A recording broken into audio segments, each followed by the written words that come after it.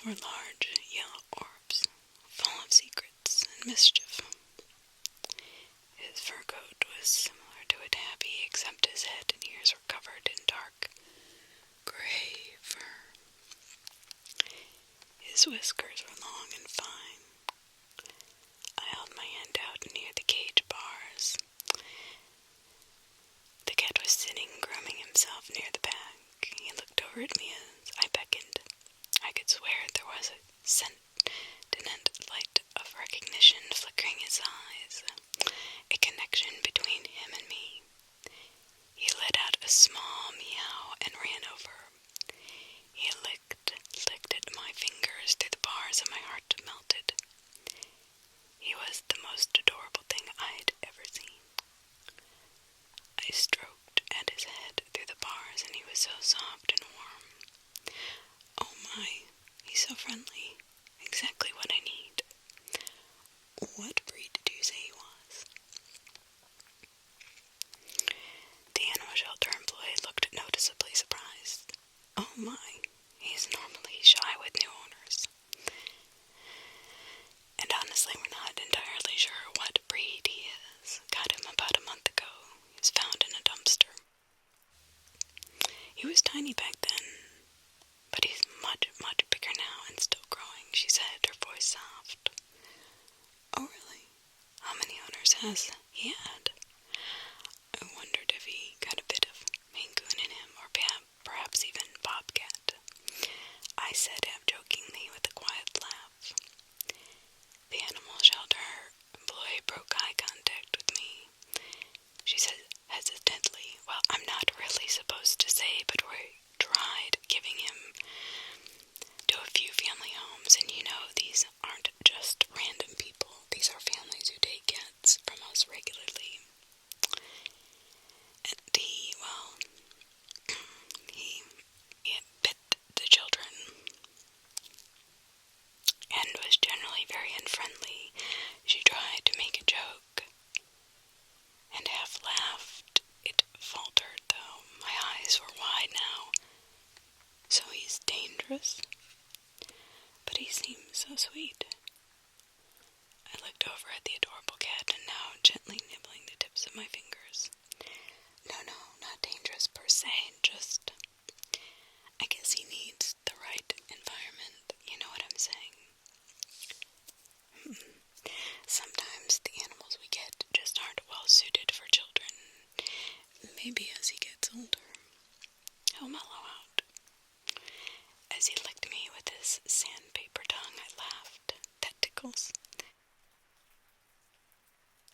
I am so taking him home with me, the employee smiled, this time genuinely. Alrighty, I'll get the paperwork together after a few minutes of signing forms and receiving copies of vaccination certificates, I walked out the door with my new best friend tucked under my arm with his new cat box. My smile was beaming as I walked towards my small green Toyota. As I got to my car, I searched one hand for my keys. My smile fell slightly as I remembered why I had come to the animal shelter in the first place. I had just been through a really bad breakup. After years of our relationship slowly dissolving, my girlfriend of 10 years had moved out and, moved on. I was left alone in our old house.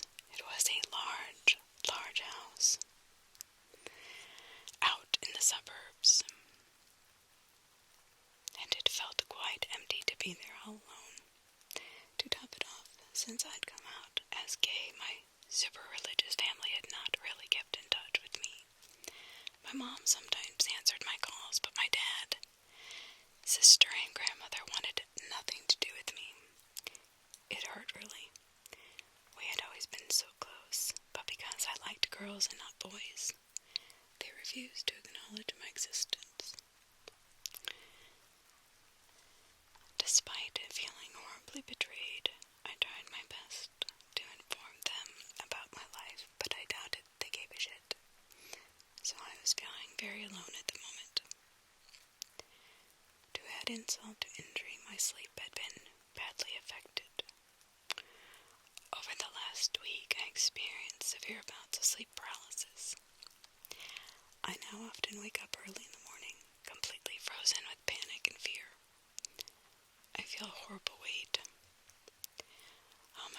just like my heart and lungs are filled with liquid and lead.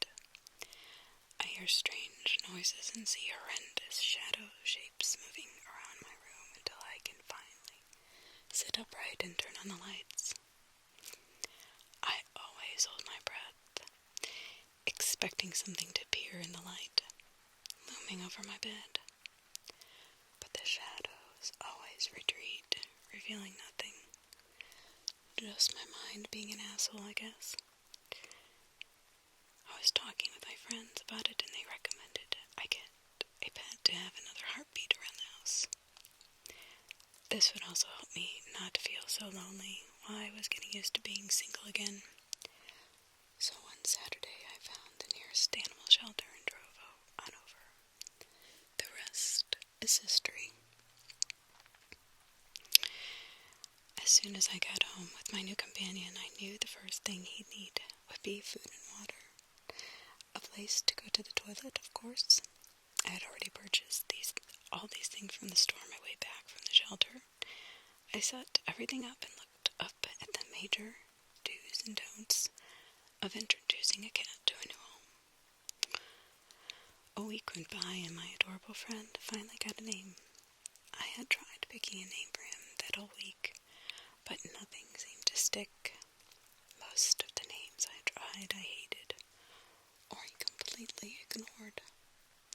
But sometimes when I offered up a name, he really despised. His large, glowing eyes would fix me with a disapproving stare. Okay, I won't call you Garfield. Why don't you give me some suggestions sometime?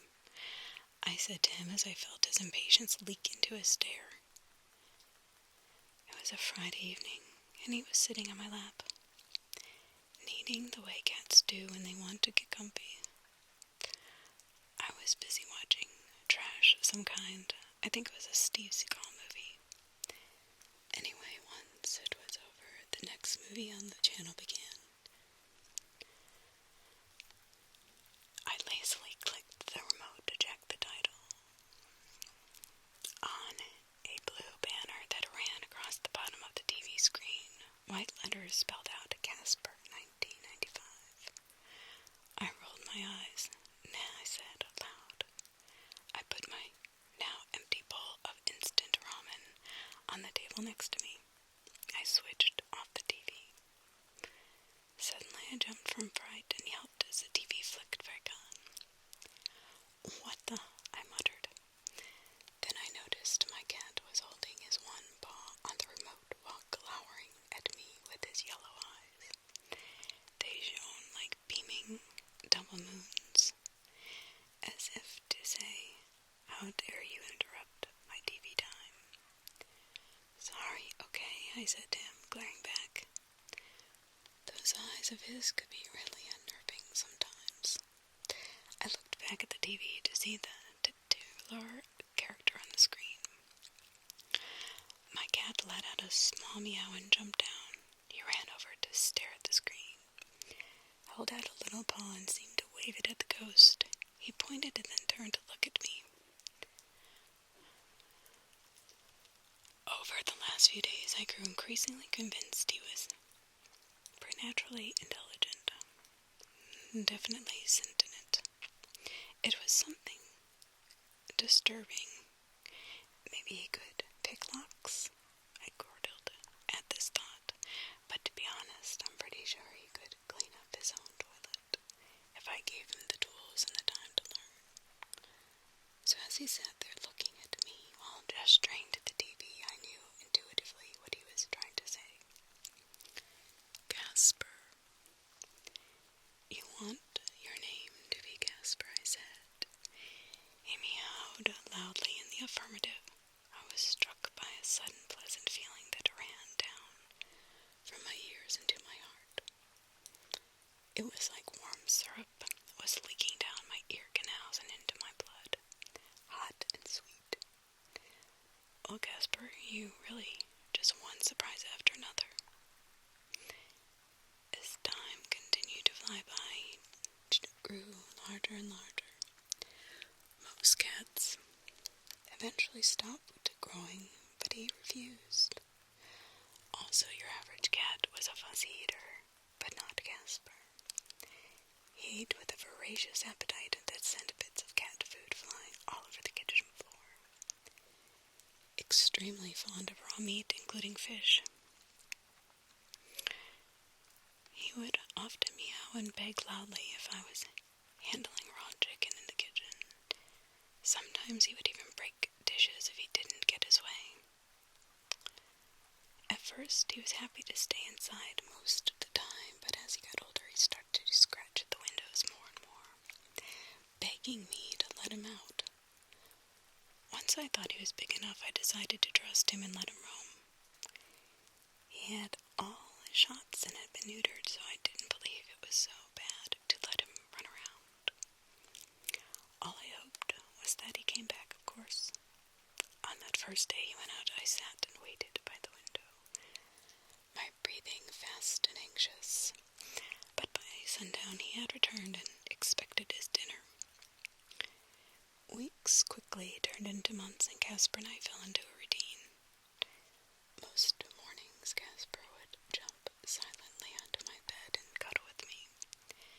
Then when my alarm went off at 7:30 a.m., he would gently lick my nose until I got out of bed. Giggling, he would dance between my feet as I walked groggily to the kitchen to prepare our breakfast. Then as I got ready for work, he would sit and wait by the door to the backyard. As I got my makeup on and hustled for my keys, I would walk over and let him out for the day. After work, I would return home, and he would always be waiting for me by the front door. His yellow eyes would glow with happiness when he saw me. His bushy tail would stick up, and he'd run to me to give me his rubs and purrs as I fumbled for my keys and opened the door. I would make us both dinner, and we would cuddle together on the couch while I finished work or watched trash TV. Then just before bed, he'd scratch at the door again. While I brushed my teeth, I'd normally walk over to the door and let him out. Then I'd get ready for bed. Often, but not always, if I stayed up too late in bed, engrossed in a book, I would hear Casper tap at the window, asking to be let back inside. On these nights, I'd let him in and we'd cuddle in bed. His body would hum loud with purrs. Some people say cats' purrs have healing properties. I can honestly understand why.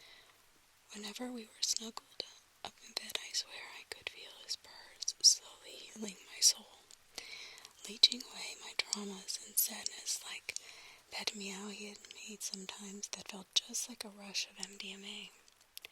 His purrs were comforting and restorative. When I guess Casper mostly ignored them and spent his time on my lap.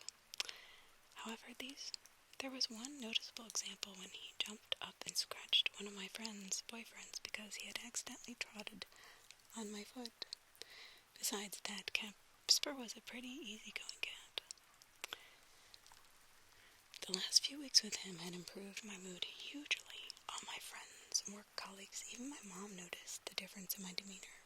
I was smiling again. Yeah.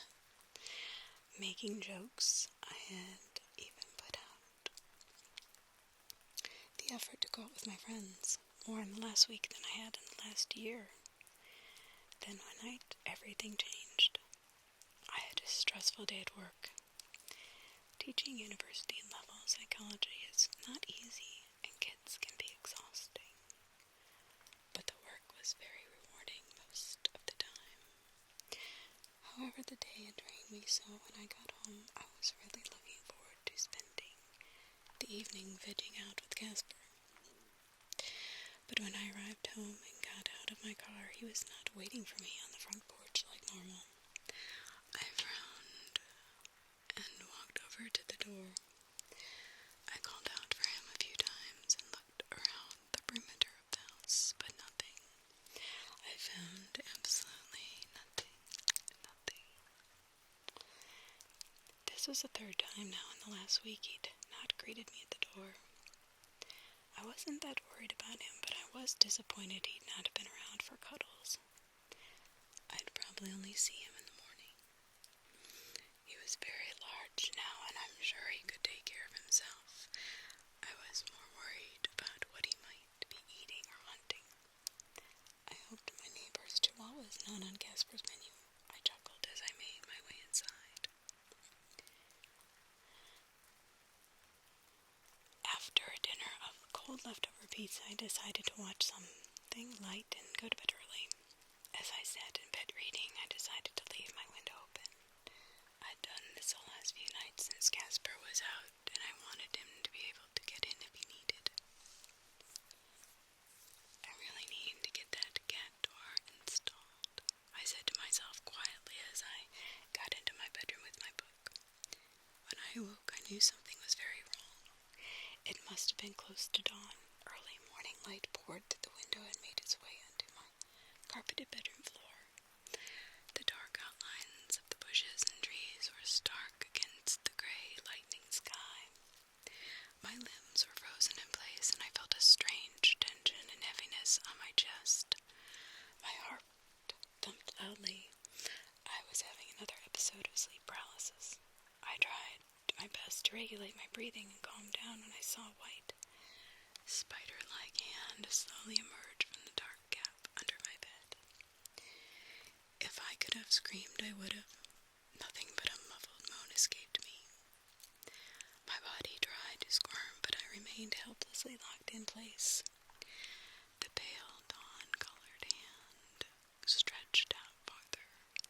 Then I could see another hand, and now arms, and now a masked face, now a dark torso, now legs, all emerging so slowly, so silently, like a horrible insect carefully unfolding itself out of its burrow. Soon, a massive figure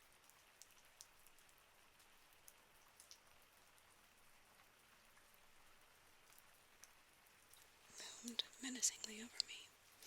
My head filled with panic. What the hell? Was this really happening? Was I dreaming? I still couldn't move. Then I saw the figure pull a knife from the belt. It was large and gleamed sickly in the morning light. "Hello there, little rabbit," said a soft male voice. It was at that moment that the paralysis finally wore off. I rolled like an armadillo across my bed and made it to my feet. Running to the door was suddenly all I could hold on in my mind. The door handle filled my vision. I ripped it open. I did not dare look behind me. I ran. My heart threatened to explode. As I approached my front door, I felt a hand seize my hair and leave me back.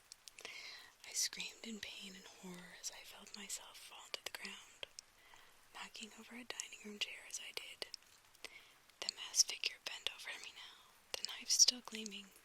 It was breathing heavily. Rabbit can run, but not fast enough. I held my hands in front of my face. "Please, why are you doing this?" I yelled, tears streaming down my cheeks. For a moment, the man remained motionless. Then he crouched on his haunches, peeled off his mask. I flinched and moved back slightly. The light of the dawn revealed him to be a handsome young man with bright blue eyes and fair hair. He couldn't have been more than 20. I think I even recognized him. He had been a student of mine. "Why don't you tell me? Why does anything happen in the first place?" His lips curled into a snarl, and he held up the knife ready to plunge it into my stomach when suddenly we both heard a growl sound. The sound of it made me think of the zoo in Jurassic Park. The intruder froze in place, his face turned white in the half-light of dawn. My jaw dropped open. An enormous pair of yellow eyes stared at us from the darkness of my bedroom. The light of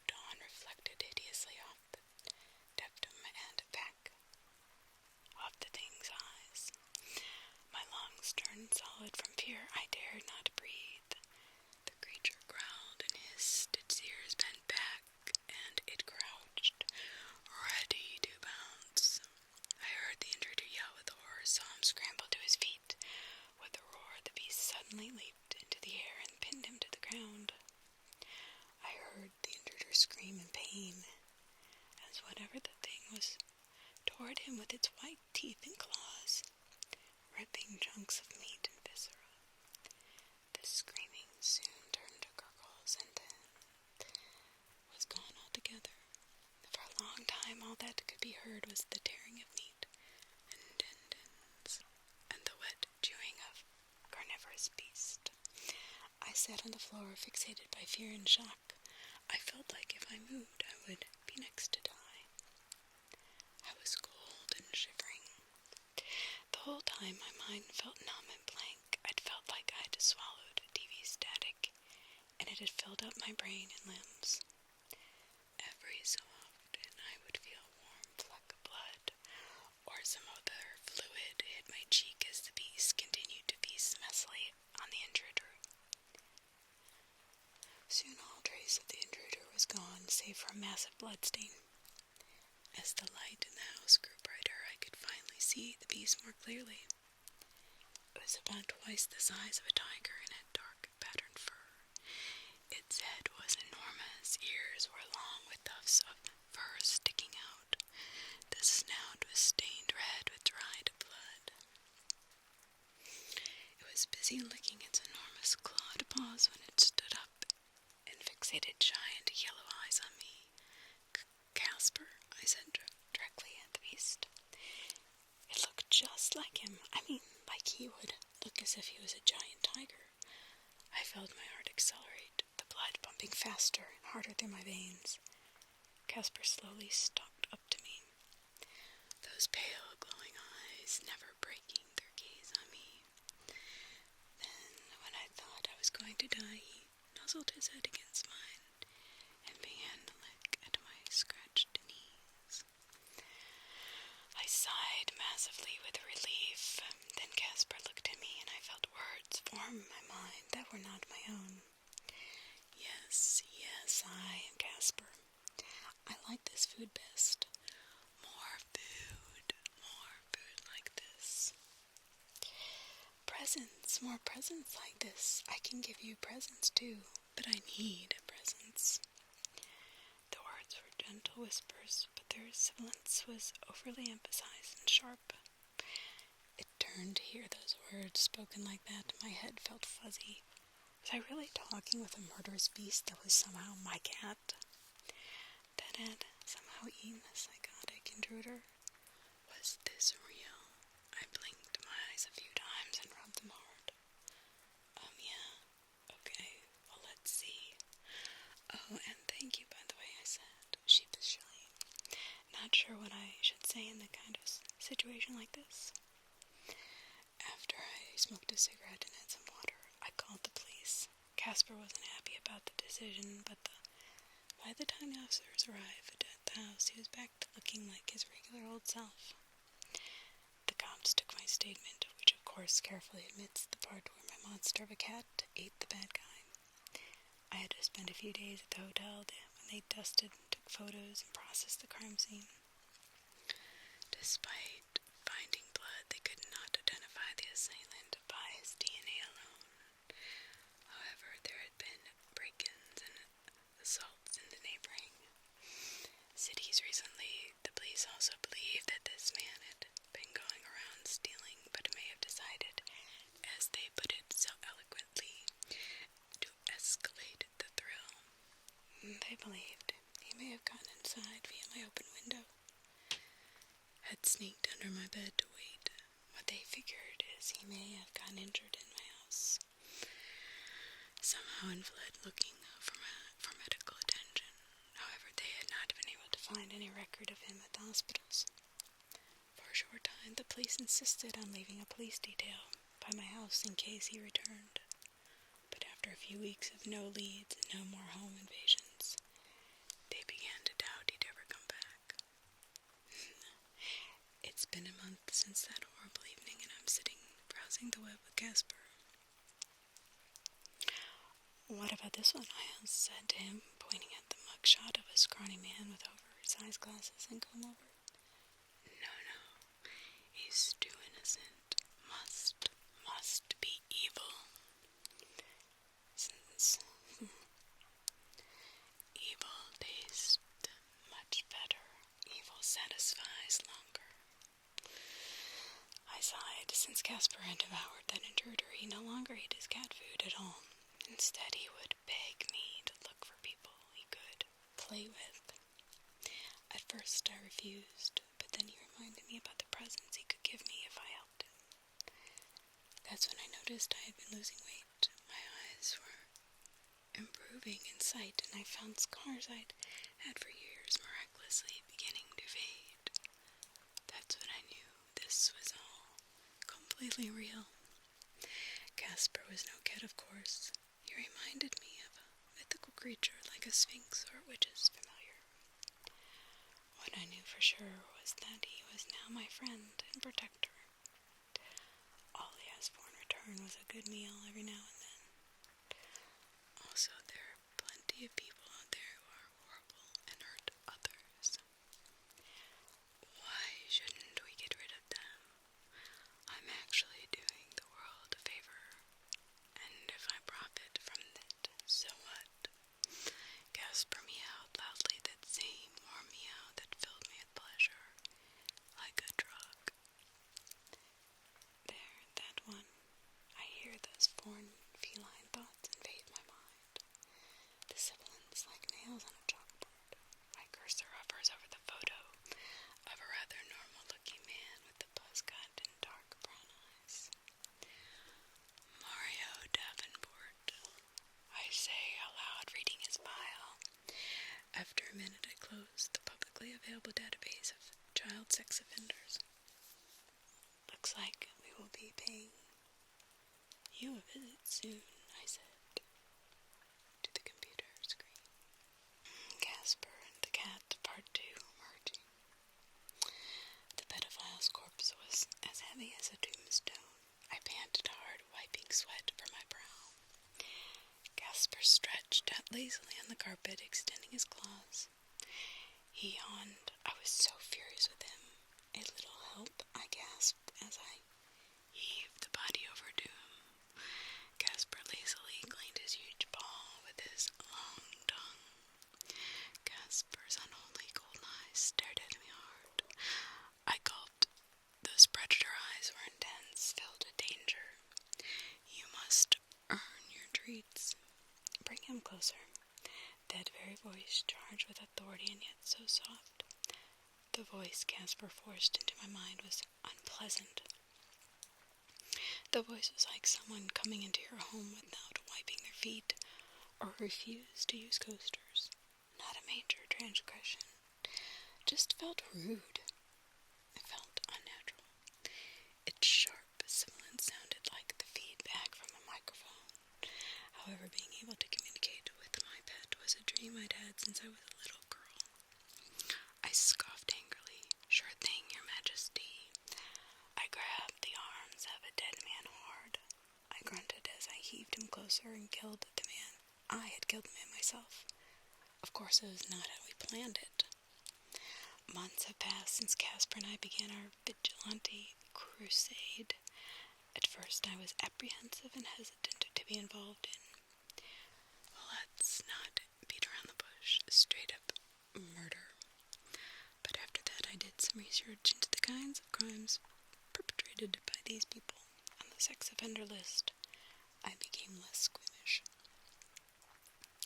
Also, Casper had his sense for evil. All he needed to do was look into someone's eyes, and he could tell everything bad or good they had ever done. I suppose I should be relieved when he replied. What never terribly boring when I brought up if he would ever kill me, or thought anything I had done was ever bad. Another point to add was a very real benefit to helping Casper feed. I was in my late 30s and had some mild medical issues recently. However, within the last few months, I've now just lost weight. I've gained muscle and bone mass, my asthma gone. I no longer needed glasses. Wrinkles have vanished and cellulitis receded all over my body. Hair, nails grew longer, tougher, lusher, and healthier. I was less anxious, less depressed. My teeth were cavity-free. My gums were perfect shades of red. All the doctors I've been to since I adopted Casper said the same thing. Where can we get what you're taking? It wasn't just my physical health, though. Casper helping with this dark deed seemed to be granting me a kind of superhuman nothing huge, like I won't win the lottery or anything.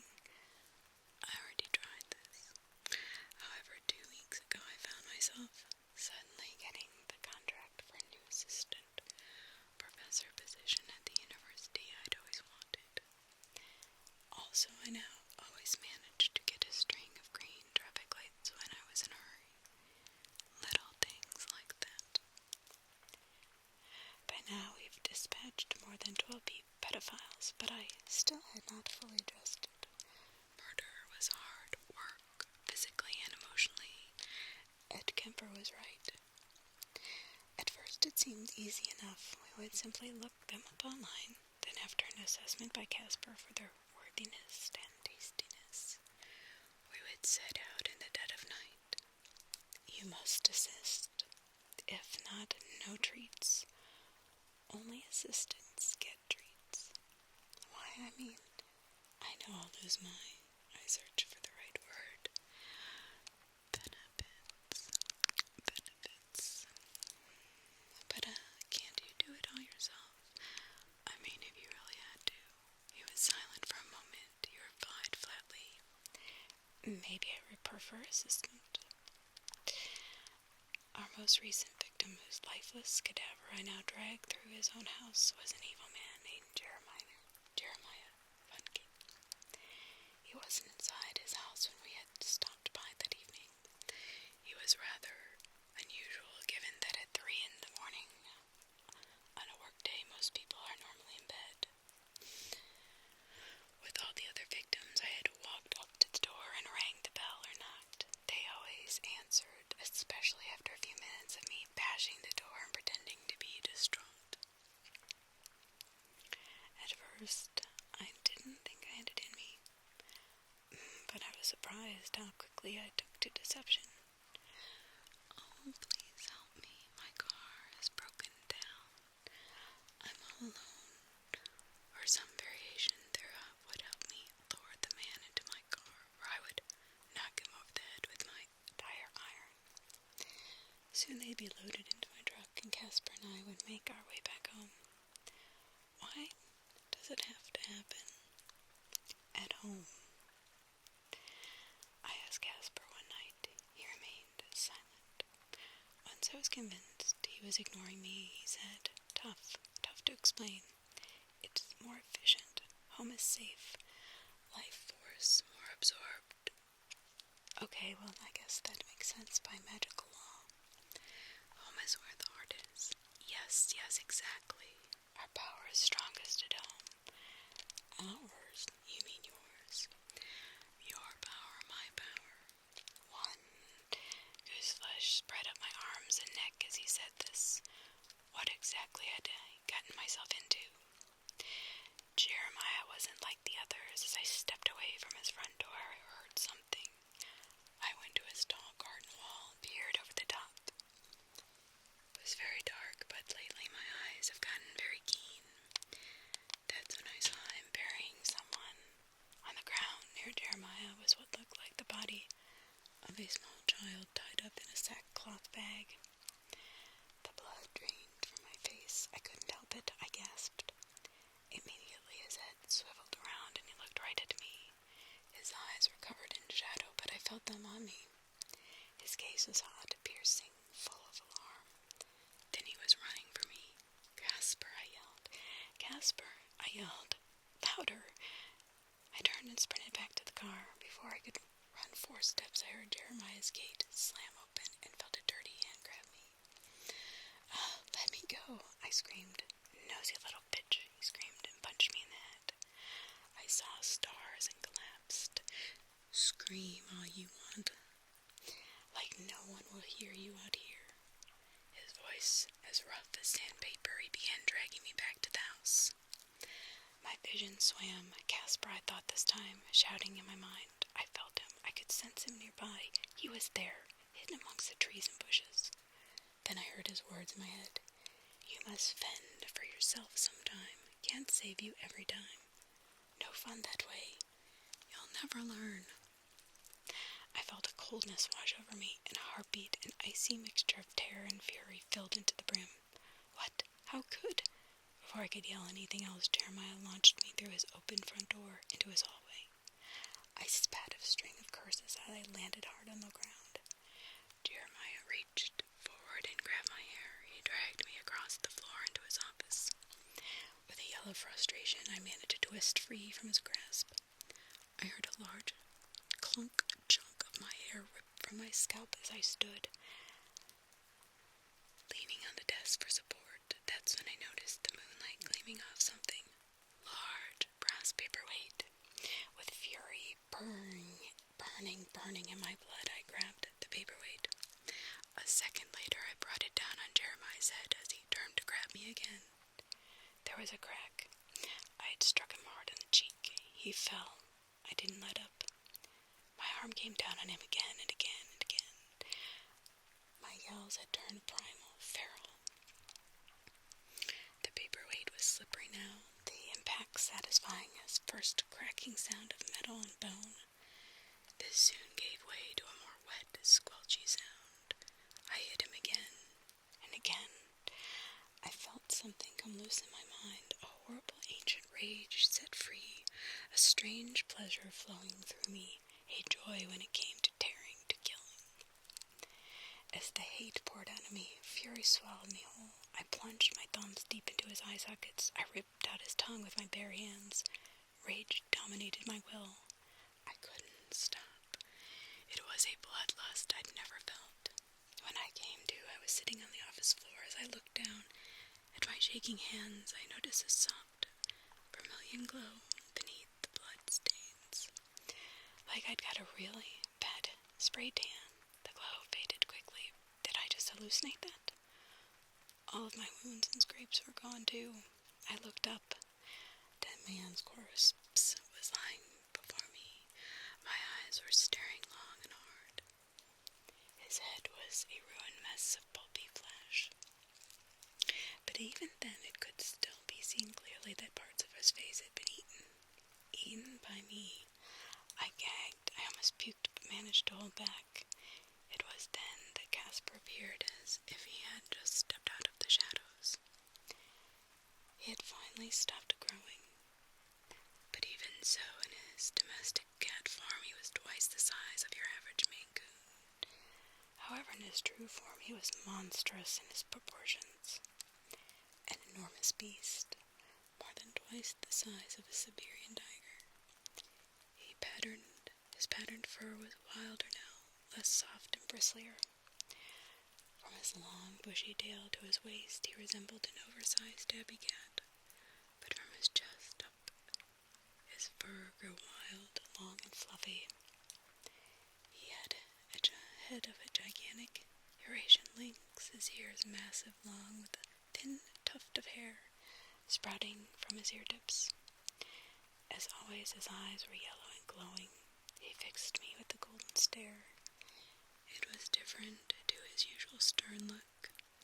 This was of sympathy.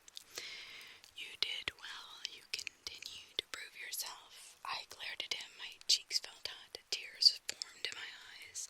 I was hurt. Really, really hurt. You just left me. Abandoned me. And what the hell is happening to me? Did I just eat that guy? I yelled, tears falling free now. Casper's face fell.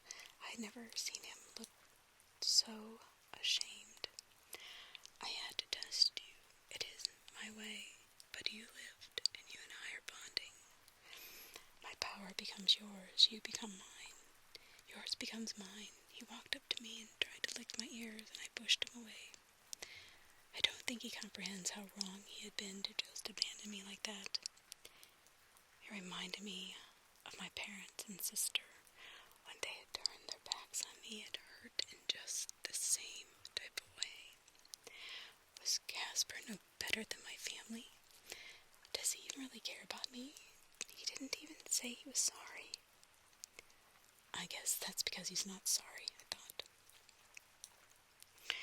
Casper's principles are just more primal, wilder than those of the average human. He patted back up to me and began to nibble my nose. I couldn't help but smile, much to my chagrin. Then I looked over at the body again. Well, what are we going to do about him? Casper stalked up to him, bring him to the living room. I found myself hauling the corpse of an obese, murderous pedophile through his office and into the living room. And so here we are, Casper lying still, doing nothing on the carpet. So now what? Before I had finished, Casper had jumped to his feet and ran over to the corpse. He immediately started ripping it apart with his fangs and claws. Ooh, he's a tasty one. Very bad. Very, very bad. Whoa, a bit of heads up next time. And why the hell did I have to bring him here? Better view, Casper said, staring out the living room window at the dark trees which stood in the nighttime air. The full moon was pale and bright. I felt anger rise in my chest once more. What the hell, dude? He ignored me, then I asked, but I thought you had to eat them at home. Isn't that why I had to drag them in and out of my car most nights? Casper looked at me with those golden eyes. His expression was one of exasperation. I can eat anywhere. Ritual works best at home. He won't give us much power. And what should we do about the... I didn't finish. Casper knew what I was referring to. Her soul has moved on. We can do nothing to help her. The police will find her when they come looking for this one. His eyes briefly moved to glance at the half-eaten corpse. Of course, our hunting trip that night had been a total disaster.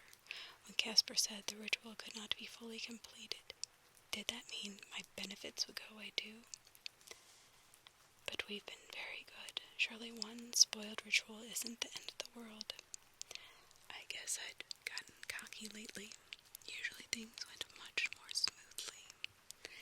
After an average hunting trip, I would unload the body alone as Casper stared on in hungry anticipation. I would set up a tarp on the floor of the garden shed and lay the unconscious victim down. That's when Casper would begin to change. I could hear his bones cracking and popping as they shifted under his skin. His muzzle elongated and his pained mews quickly became growls and soft roars, which would soon echo through the shed. Casper would then let out a sound cross between a purr and a growl. It reminded me of those sweet meows he had made in a smaller form that would fill me with pleasure and comfort. Instead, these sounds filled me with nervous excitement, almost mania.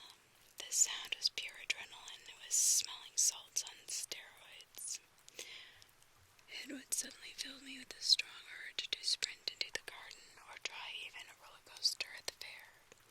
Invariably, the victim would awake. There was a moment of confusion, then anger mixed with bewilderment, and finally realization and terror.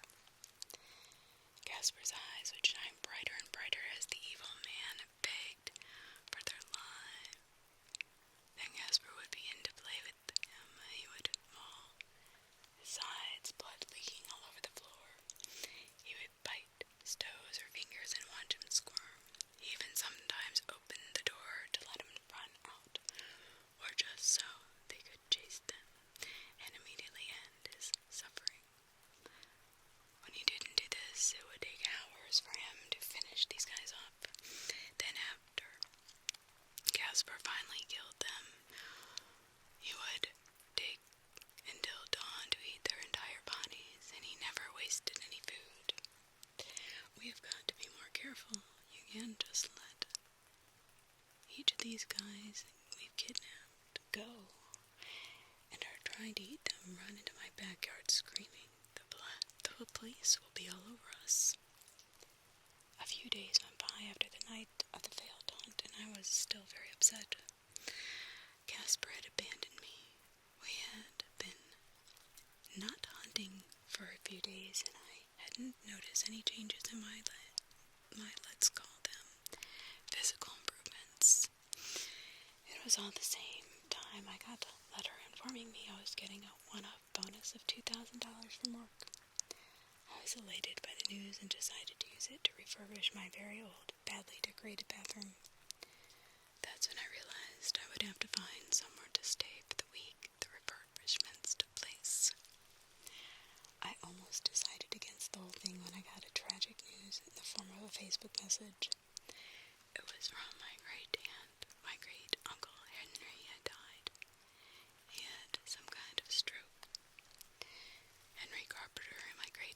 Elizabeth Carpenter were not really my aunt or uncle.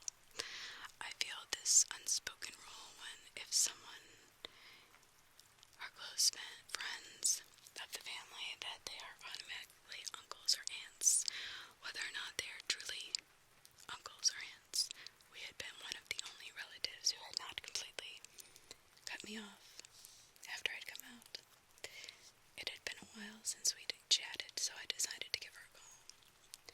She insisted that Casper and I stay at her house in the woods for a week, and that way I'd also be there for the funeral. Casper and I were still hardly speaking to each other as I packed up my bag. I was packing his litter box into the trunk of my car when he sauntered up to me in domestic cat form. Must we go? Can't we hunt now? I want to hunt now. His words were harsher than normal, impatient. No, I said coldly and turned away from him. Casper was quite petty. He was now more upset with me than ever, and I dragged him away from home. He was sulking on the passenger seat as I drove. After 2 hours of icy silence, we found ourselves far into the country. We were surrounded by lush green New England forests. My great-aunt's house was positioned right in the middle of nowhere. As I pulled into the long gravel driveway flanked by elms, I thought I saw something deep in the woods glint in the lamplights of my car. Were those eyes? I shook my head. No. My eyes were tired. Maybe all this murdering was getting to me. The black iron gates opened for us as I buzzed the intercom. Soon I was parked in the garage and stepped out of my green Toyota. Elizabeth was a tiny woman with curly dark hair. She must have been in her 70s, but she looked much younger. But I wasn't surprised. She had been a fitness nut her whole life, loved going on long walks in the woods, and all the time I'd known her, I'd hardly seen her eat more than 2 or 3 mouthfuls of food at a time. Consequently, she was as thin as a rake. Normally, she wore vibrant summer clothes and was very outgoing. She looked grim as she stepped through the door into the garage. Today, she wore gray and black, but her face split into a wide, warm smile. Hello, my dear Julia. It's been too long. We hugged, and where is the little fella? She said, looking over my shoulder. I turned. Casper was already gone. I was annoyed. How rude of him. Typical. I sighed. Seems he's made a break for it. I turned to look at the open garage and into the dark woods.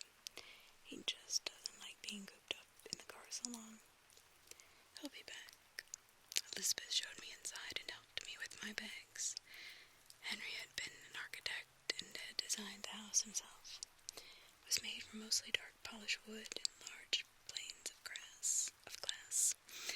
It got a lot of natural light and was very large, modern in its design. The house had 2 floors connected by staircases without railings. They had done well for themselves. The land owned by the Carpenters included not just the house but also a few acres of the woods through which Casper and I had driven earlier that day. I'd always hoped to inherit the property from them, even made a half-joke about it once. But I thought it was more likely the house would go to one of their actual relatives. I walked up to the steps and made my way to the guest bedroom. I'd been here a few times, so I knew where everything was. After a quick shower, I sat down to eat with my aunt. I think she took 2 bites of her excellent homemade lasagna and said she was full. Some things never change. That night I did not sleep well. The conspicuous absence of Casper's purrs unnerved me. And did I hear someone speaking? I sat up, my ears focused. I could hear the sound of soft murmuring. It was the voice of a woman. The sound was deep and repetitive. Chanting. Was it coming from my aunt's room? Just then it stopped. Oppressive silence pressed hard against my ears. A shiver ran down my spine as I laid back down. Must be hearing things, I said, quietly in a whisper to myself. I closed my eyes and tried to sleep. The next day was the funeral. In the early morning, I'd experienced sleep paralysis for the first time since the incident with the intruder. It wasn't as bad as it had been, but the fact it was coming on at all scared me. Was my eyesight worse today too? I really needed to hunt again soon. I was getting ready for the funeral when I realized I did not see Casper all morning. Where had he gone to? I closed my eyes and focused. After a moment I felt him. It was faint. He was not nearby.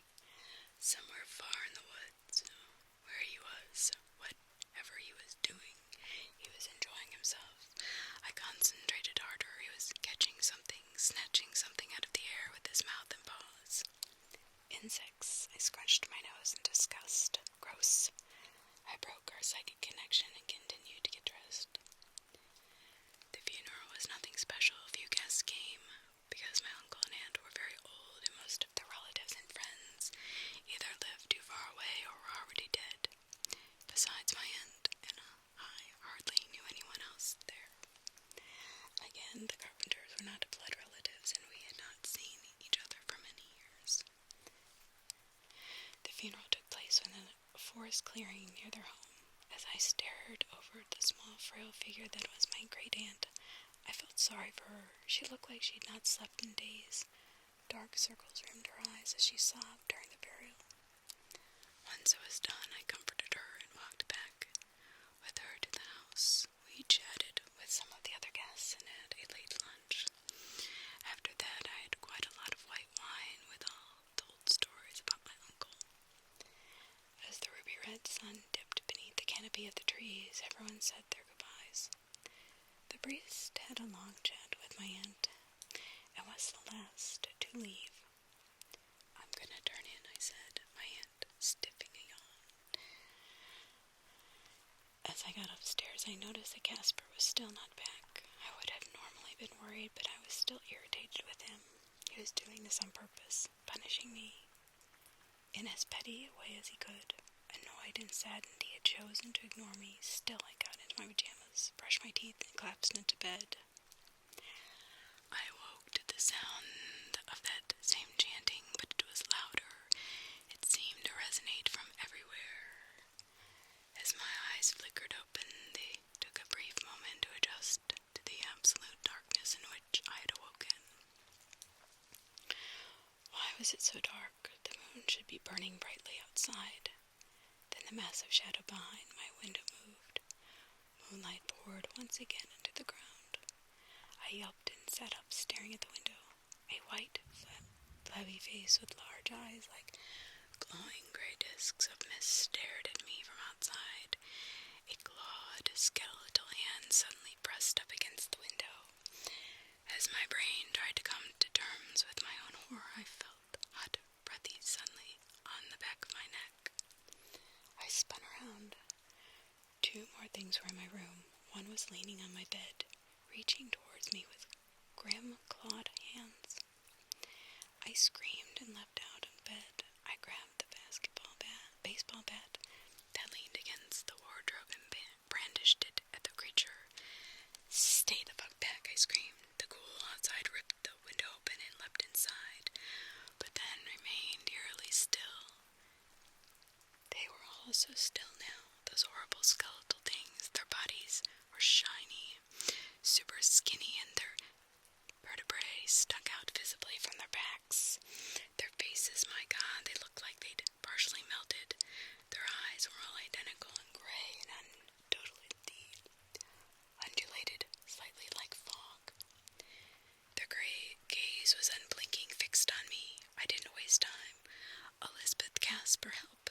Elizabeth," I screamed. All I heard in response was my own haggard breathing and that chanting. The chanting. I raced out of my room, hitting the ghoul standing in the doorway with all my strength. I hit it with such ferocity it flew through the air and hit the wall all the way at the back of the hallway. My eyebrows shot up into my hairline. I was shocked by my own strength. As I made my way to my aunt's bedroom, I tried desperately to reach out to Casper. "Casper, Casper, something really messed up is going on. I need your help," I yelled aloud in my thoughts. Then I felt him. Pain flooded my body, hot and icy at the same time. I yelped and dropped the bat. Casper was hurt badly. I could feel him. He was trapped. He was in a cage that burned him. gained his power. I heard his voice in my head, weak and pleading, "Help, Julia, help, help." As I broke the connection, my aunt's bedroom door flew open and she stood before me. She looked just as sad and tired, and she looked before, but now there was a steely fire in her eyes. "Elisa," I began, but was struck hard in the head from behind. One of those things had knocked me forward, and I fell into the room past my aunt. I sprawled onto the floor. As I looked up, I saw a large chalked circle filled with odd symbols in the center of my aunt's room. What the hell? I said as I slowly began to stand. Something seized my neck and pushed me into the center of the white chalk circle. I grunted with pain as I found myself on the floor once again. A spark of anger flickered to life within me, and I sat up. "What the hell's going on?" I yelled with such volume the room shook.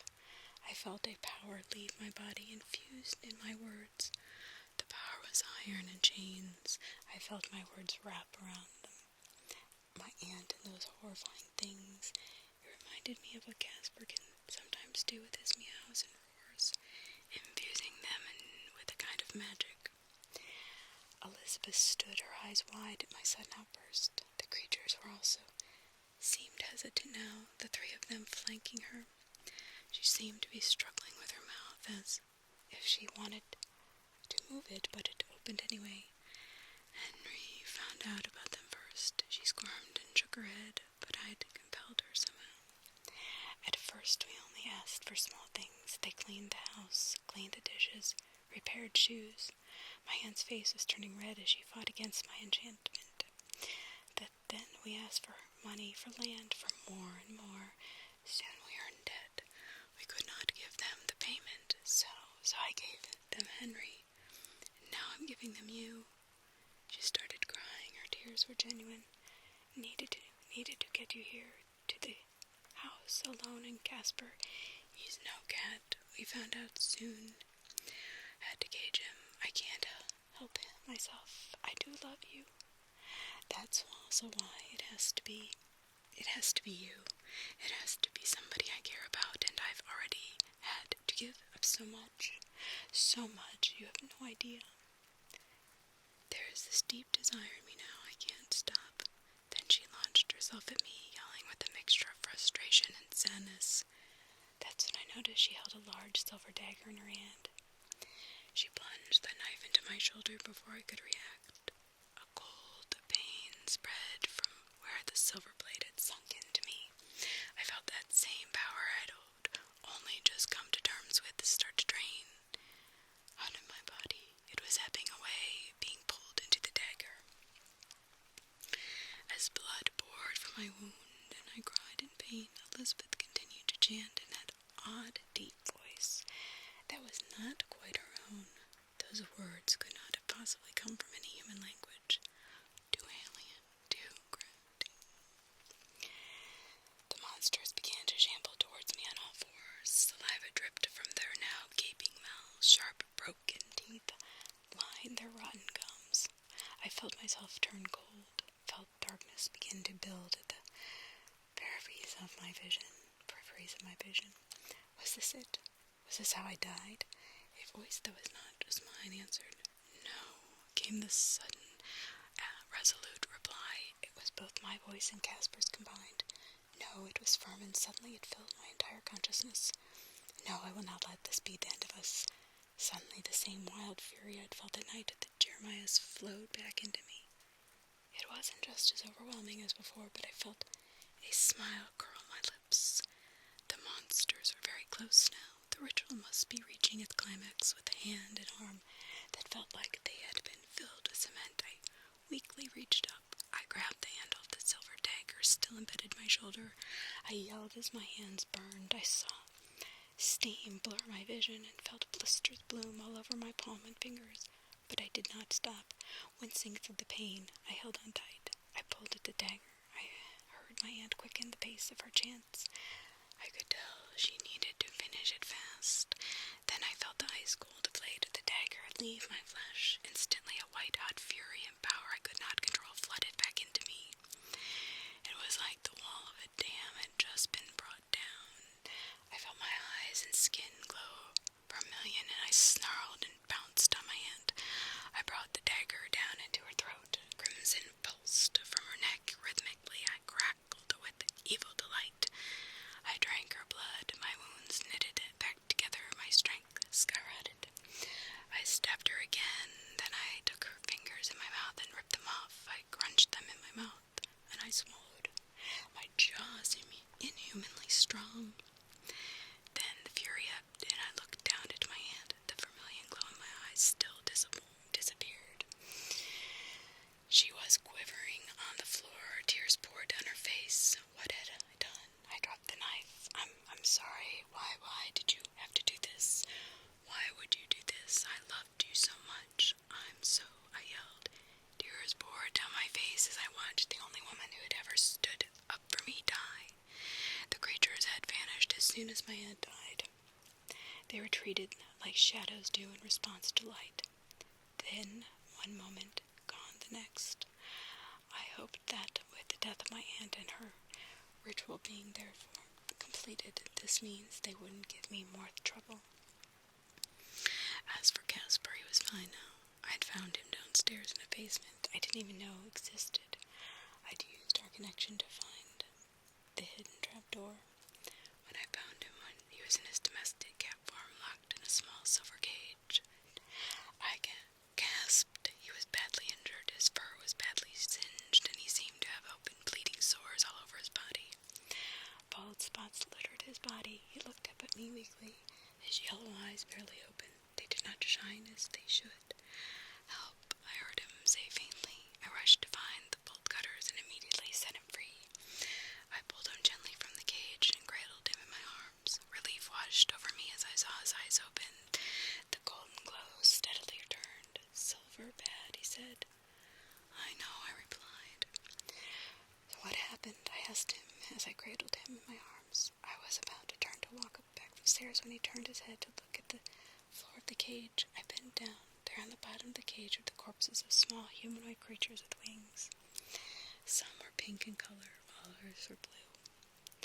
They were too small for me to make out their finer features, but they seemed quite androgynous. I wasn't even surprised anymore. So I guess fairies exist too. What else? Werewolves? Vampires? Am I living in an episode of Supernatural? I said. Casper just stared at me, a look of smug contentment on his furry face. I was hunting them when very fun to catch. But they are horrible to eat. Their taste, he wrinkled his nose in disgust. They lured me. The ghouls grabbed me and trapped me. How did they know you were? I paused. Special.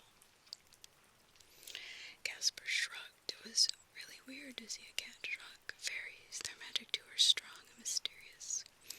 Their glamours were too good. I was completely blindsided. I'd never heard him sound embarrassed before.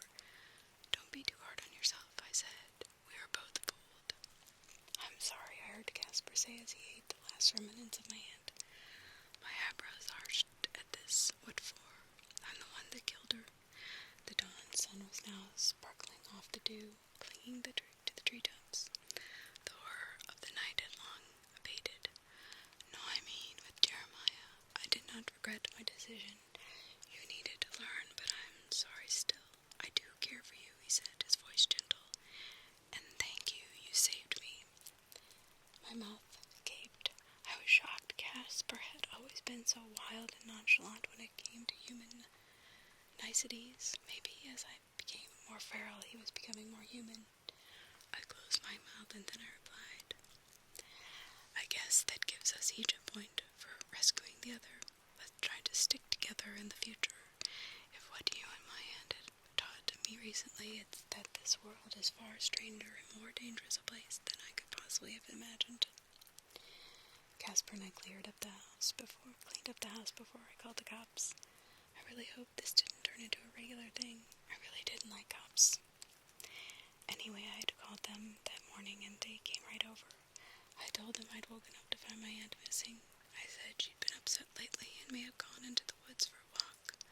The police failed to find any clues in the house, thanks to our thorough cleanup, but soon they would find the bones we'd purposely left in the woods. They'd assume a wild animal had gotten her, and they wouldn't be entirely entirely wrong about that. Casper and I had to stay at a cheap motel for the rest of the week. Once the builders were gone and the bill was settled, I arrived home. I found a letter in my mailbox. Curious, I opened it to find it was from a lawyer. Turns out he represented the carpenter's estate, and in the event of their death, I was their sole heir. I had inherited everything. They had left me everything. The house, the acres of land. I reread the letter several times, my heart thumping loudly. I was shocked. They had never mentioned this to me. I fell back in my comfy sofa as I got inside and stared dumbfounded at the letter. I was so confused. I had always admired my love and loved my aunt. She was so kind and had treated me well. Then she had tried to kill me and they left me at their house, but why? Had she really cared about me? She just couldn't help herself. I said sadly. Casper jumped up onto the couch. He gave me a quiet, warm mew, and I felt my sadness abate slightly. He looked at me. She was corrupted. It happens to all. Fairies are especially insidious. Is it really any different to what we do? And how do you know so much about fairies? Are you a fairy? I retorted. He fixed with an angry gaze. No, we are different. We take evil. They take love. They take innocence. Fairies, vile things. I'm not one of them. There's nothing like me but me. I guess you're right, I said as I placed the letter down on the table. I suddenly froze. Wait, if I inherit the house, then technically that's our, too. Casper nodded. A wicked grin found its way onto both our faces, so we could use it for our ritual instead of here. It would be perfect out in the middle of nowhere. Casper nodded too. I got the feeling he'd figured out ages ago. We already have, he said. What do you mean, I asked. You feasted on her flesh.